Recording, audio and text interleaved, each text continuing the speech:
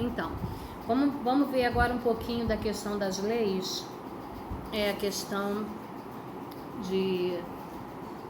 das leis daquele período, para a gente poder entender como que elas vão influenciar na interpretação do texto, tá?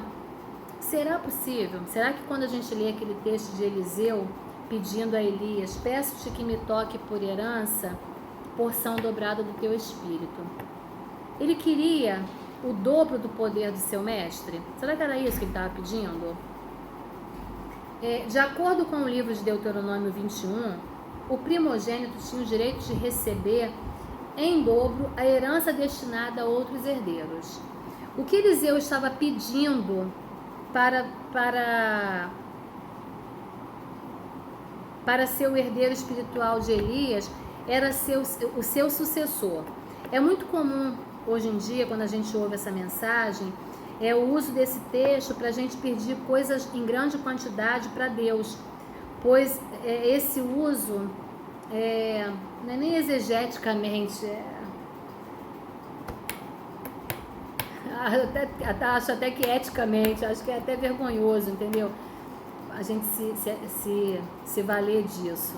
Mas enfim, o livro de Colossenses 1:15, ele vai falar que Cristo é o primogênito de toda a criação.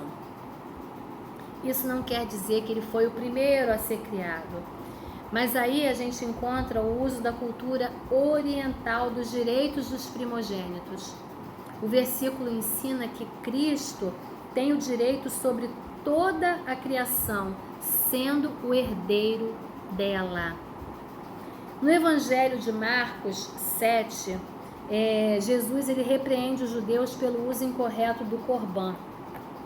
Nessa prática, um homem pode dizer que tem o dinheiro que possui, que todo o dinheiro que ele possui pertence ao tesouro do templo e que quando ele morrer, com isso, ele se livra da responsabilidade de sustentar os pais na velhice. Sem o conhecimento da prática do corbã, a gente não entende essa passagem, tá? A pessoa até se age de má fé, né? A pessoa age de má fé para fazer isso, para não ter que assumir responsabilidade. Vamos entender um pouquinho da agricultura também. Como é que isso aí vai interferir, como é que a gente vai poder interpretar, entendendo a questão da agricultura para aquele povo, a importância que ela tinha para aquele povo. Por que o semeador semeia tão mal, jogando sementes entre pedras e espinhos, lá em Lucas 8? É porque na Palestina antiga, se espalhava a semente a ermo e só depois se passava o arado, que remexia as pedras e espinhos e os antigos caminhos. Isso é uma questão, naquele tempo, ainda eles não tinham técnicas de agricultura aprimoradas, não tinham equipamentos aprimorados. Então eles faziam dessa maneira, eles espalhavam a semente de qualquer maneira e depois eles vinham com o arado para tirar as pedras do caminho, entendeu? Então as sementes elas iam caindo conforme o arado ia passando no meio da terra, ele ia esbarrando na semente que estava caída e a semente ia tombando ou para um lado ou para o outro do arado. Para cá tem pedra, para cá tem espinho, então onde ela cair ela vai ter que dar o jeito dela de germinar, entendeu? Isso por uma questão de tecnologia que não estava disponível na época, as técnicas agrícolas não estavam aperfeiçoadas, enfim. Quando Amós chamam as mulheres de Betel de vacas de Bazã, lá no livro de Amós, Bazã era uma região fértil que ficava no norte do mar da Galileia. As vacas daquele lugar, elas eram conhecidas por serem muito gordas. E as mulheres de Betel eram muito semelhantes a essas vacas, ricas e preguiçosas, tá? Nada faziam além de comer e beber. Como era uma região muito fértil, todo mundo que produzia alguma coisa ali, sendo agricultor, sendo pecuarista, sendo o que fosse, se dava bem financeiramente. Então os moradores dessa região, eles eram pessoas de situação, de condição, de posses. Então as mulheres sendo abastadas, sendo ricas, elas não faziam nada, elas tinham servas, escravas para fazer tudo que elas quisessem. E elas viviam encostadas. E isso fazia com que elas se tornassem gordas, porque não fazia nada para ninguém, só sabia comer e falar mal dos outros, não é assim? Aí depois reclama que tá o dia inteiro sentado no sofá, mexendo no zap e engordou e tá com a barriga grande, não sabe por quê. Vamos lá. Ao afirmar sua soberania e superioridade, Deus pergunta para Jó: sabes tu o tempo em que as cabras monteses têm os filhos? Ele pergunta isso para Jó. Ele faz uma série de perguntas, né, para botar Jó no lugar dele. Rapaz, onde é que você estava quando eu criei o sol, as estrelas, o céu? Quando eu coloquei os limites nas águas do mar? Quem você pensa que é, rapaz? Mas entre outras perguntas, ele pergunta isso: você sabe por acaso o tempo em que as cabras monteses têm os filhos? É porque essas cabras, elas nunca são vistas, gente, nunca. Então, se você não vê, como é que você vai saber quanto tempo que aquela bicha ficou prenha, tempo, até ter o filhote? Os naturalistas, depois de 30 anos observando esses animais, só viram essas cabras parindo 4 vezes dentro de 30 anos. Pensa bem que é isso. Então, por que Jesus condena a figueira que não dá frutos, se não era a época de figos? Os figos verdes que são comestíveis aparecem na figueira antes das folhas. Preste atenção, é diferente, tá, gente? Aqui a gente percebe que a planta primeiro ela dá flor, dá folha, dá flor e dá o fruto. Na questão da figueira é diferente. Primeiro ela dá o figo, dá o fruto, para depois ela dar a folha. Olha só. Se a figueira apresenta folhas e nenhum fruto, é sinal que ela não vai produzir nada, porque ela tinha que dar o fruto primeiro para depois dar a folha. Então Jesus, quando passa na estrada e olha aquela figueira chapada de folha, mas nenhum fruto, não vai produzir. Já passou da época, não vai produzir. A figueira, assim como a religiosidade hipócrita, tem uma falsa aparência. Quando Jesus está falando dessa figueira que não produz frutos, ele está falando dos líderes religiosos daquela época que não produziam nada de bom para a população, que não ensinavam nada de bom para o povo, que eles estavam ali vivendo de aparência. A figueira que não produz frutos aqui nessa questão são os líderes religiosos da época, tá? Vamos falar um pouquinho de arquitetura. Como é que isso aí influencia na questão do texto bíblico? Influencia sim, vamos lá. Como é que Raabe pode ter uma casa em cima da muralha? Como é que pode isso? É que as muralhas de Jericó, elas eram duplas. E os intervalos entre elas eram cheios de terra. Então era comum que algumas pessoas construíssem suas casas nesses locais, tá? Que ficavam um ambiente como se fosse um buraco. Então as pessoas construíam ali. No Evangelho de Marcos, 4 homens eles desceram um paralítico pelo telhado, Marcos 2. Isso só foi possível porque os telhados daquelas casas do Oriente Médio, eles são planos, como se fosse uma laje. Se fosse nos dias de hoje aqui onde a gente vive, como é que são os telhados? Inclinados. Então, para você se equilibrar naquilo ali é dificílimo. Então, telhado plano é muito mais fácil de você caminhar, de você destelhar, de você se equilibrar. É outra coisa. Por que os discípulos se reuniam no cenáculo, lá em Atos? Porque cenáculos eram cômodos construídos nos andares superiores das casas. E eram geralmente grandes e espaçosos, e normalmente não tinham aquela aglomeração de móveis que você tem na sala, na cozinha, no quarto, tá? Eram cômodos específicos construídos para receber convidados mesmo. Os 11 discípulos, então, eles ficam melhor acomodados no andar superior da casa do que no meio da sala com um monte de móvel, tá? As vestimentas, como é que as vestimentas vão ajudar a gente a entender também o texto? Qual o significado desse texto aqui? Tomará alguém fogo no seio, lá em Provérbios 6. A palavra seio pode significar uma dobra na roupa que funcione como um bolso para carregar coisas, tá? não necessariamente é o seio da mulher, uma parte física do seu corpo. Qual é o sentido de ordem? Dessa ordem aqui, olha só. Cinge os teus lombos. Está lá em Jó 38. Está em Pedro, 1 Pedro também. Quando um homem corria, ou trabalhava, ou guerreava, ele enfiava a túnica por dentro de uma faixa larga que trazia na cintura, para que pudesse ter maior liberdade de movimentos, porque as roupas eram longas, eram compridas até os pés. Então, na hora que ele estivesse trabalhando, tivesse que correr, tivesse que fazer qualquer tipo de exercício, de coisa que exigisse habilidade dele, aquilo ali automaticamente ia atrapalhar.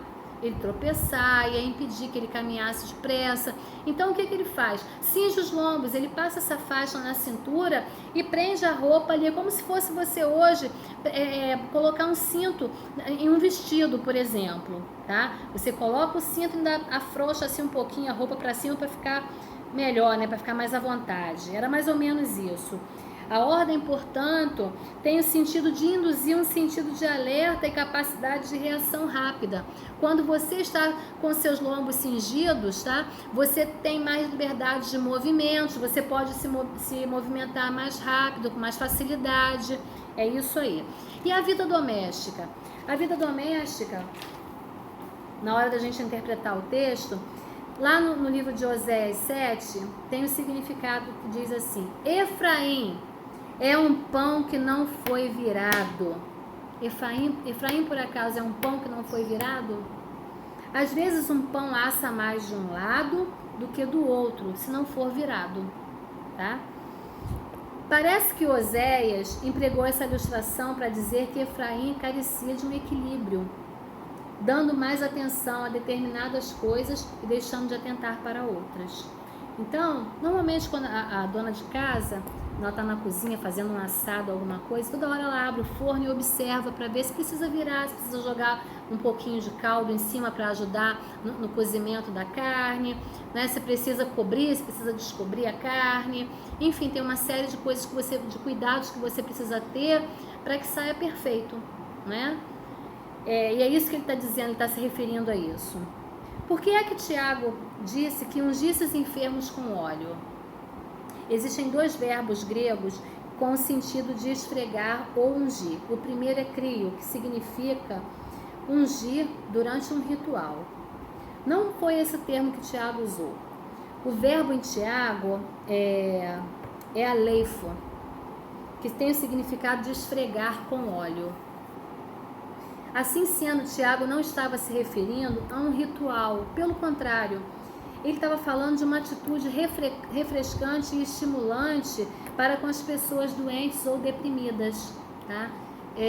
Alguns médicos aconselham as mamães de recém-nascidos fazer massagem com óleo nos seus bebês. Isso acalma, tranquiliza. Enfim, tem uma série de técnicas que são utilizadas. Quando a pessoa está com escaras, por exemplo, tem o óleo de gergelim, se eu não me engano, ou de semente de girassol, alguma coisa assim que é recomendado para você massagear. São técnicas utilizadas que já eram conhecidas, tá? Aleifo também é empregado em Mateus 6, com o sentido de passar óleo na própria cabeça para se refrescar. E em Lucas 7, com referência ao fato de a pecadora ter esfregado o perfume nos pés de Jesus. É importante, então, a gente ter conhecimento do que o grego está dizendo. Lembra que a gente falou isso na última aula? Conhecer o que o verbo está falando lá no original, o que o texto está dizendo no original, vai te ajudar muito na hora de interpretar o texto também. Por que é que as 5 virgens foram tolas por não terem levado azeite de reserva, como o texto de Mateus 25 fala? O motivo é que numa cerimônia de casamento podia durar até 3 horas, e assim o azeite das lamparinas poderia acabar. As 5 virgens prudentes, por sua vez, além das lâmpadas, levaram azeite nas suas vasilhas também, mostrando dessa forma que elas estavam preparadas. A estrutura social também. Como é que a estrutura social vai ajudar a gente nisso tudo? Em Lucas 9, Jesus fala ao homem que queria enterrar o pai antes de segui-lo. Lembra que Jesus fala com ele? Ele diz, eu tenho que primeiro enterrar o meu pai que faleceu, que morreu e tal. E aí Jesus diz o seguinte, deixa os mortos sepultar seus próprios mortos. À primeira vista parece uma insensibilidade da parte de Jesus. Caramba, Jesus deu essa resposta seca para o rapaz assim. Mas quando a gente conhece o costume judaico, a gente sabe que os filhos têm uma grande responsabilidade com os pais idosos. Eles não abandonam os velhos. O que o rapaz dizia era que ele tinha que cuidar do pai idoso até a sua morte. E só então seguia Jesus. Mesmo porque é improvável que se o rapaz estivesse com o cadáver em casa, ele estaria ali ouvindo Jesus, de maneira nenhuma. Então Jesus, conhecendo, Jesus sabia disso. Era apenas uma desculpa que o rapaz estava dando para Jesus. Então Jesus responde dessa forma para ele. Tá? Jesus, onisciente, sabe de todas as coisas, conhece o nosso pensamento, aquilo que vai no nosso coração. Jesus sabia, cara, se ele tivesse com o pai morto em casa, ele não estaria aqui trocando palavra comigo. Quando o Senhor envia os 70 em missão e os proíbe de saudar alguém pelo caminho, estava, é claro, ressaltando a urgência da missão. Porque se você para conversar com alguém no caminho, você vai se atrasar e essa missão é urgente. Mas um conhecimento da cultura da época vai nos revelar que os cumprimentos não eram muito demorados, não. Cada um se curvaria várias vezes, repetindo o cumprimento e comentava os acontecimentos. Jogar pó sobre a cabeça, expresso em várias passagens bíblicas, significava um enorme pesar. A ideia era como se eles estivessem dentro de uma sepultura. Isso é para demonstrar exatamente como eu me sinto a respeito disso, como isso é terrível para mim. Um exemplo de como Deus usa a cultura local para nos ensinar é a sua carta à igreja de Laodiceia, lá em Apocalipse. As frases que ele diz o seguinte, porque és morno e não és quente nem frio. Aconselho-te que de mim compres ouro refinado pelo fogo, vestiduras brancas para te vestires e colírio para ungir os teus olhos. Seriam plenamente entendidos pelos ouvintes pelo fato de que a cidade de Laodiceia era um rico centro bancário e produzia artigos têxteis, ou seja, era um lugar rico, tá? Que tinha, quando ele fala das vestiduras, das vestes, era um local que você encontraria com muita facilidade. Também era famosa por produzir uma espécie particular de colírio, então ele está falando da cultura, da economia, da estrutura social daquele lugar. A cidade também era conhecida por ter uma estância hidromineral de águas mornas. E me diz uma coisa, quem é que consegue beber um copo de água morna? Ninguém. Se você estiver cheio de sede e for beber um copo de água morna, você vomita, você passa mal. Não é verdade? A mensagem para essa igreja orgulhosa era que elas deviam se humilhar e buscar as maiores riquezas em Deus. Não era o ouro refinado da cidade, não eram as roupas melhores que a cidade produzia, não era se gabar do melhor colírio que elas produziam e nem daquelas estâncias que atraíam pessoas de todas as localidades, mas era beber da água verdadeira, da água da vida que só Jesus tinha para oferecer. Tá? Então arrependam-se, humilhem-se e venham aprender de mim, venham buscar em mim as riquezas que são realmente necessárias para vocês. Tá? E a gente tem muita coisa para falar ainda, que não vai dar para falar hoje, e a gente vai ficar aqui. Próxima aula a gente vai dar continuidade na página 51, falando sobre geografia e outras coisitas mais, tá bom? Obrigada aí pelo tempo de vocês, desculpa a correria e que Deus nos abençoe e nos dê sabedoria, tá? Sugiro que vocês leiam o livro de Apocalipse 3, para que vocês possam entender um pouco melhor e meditar nessa palavra. Amém? Fiquem na paz de Cristo, que Deus abençoe a cada um de nós. Tenha um dia abençoado na presença do Senhor. Abraço para todos.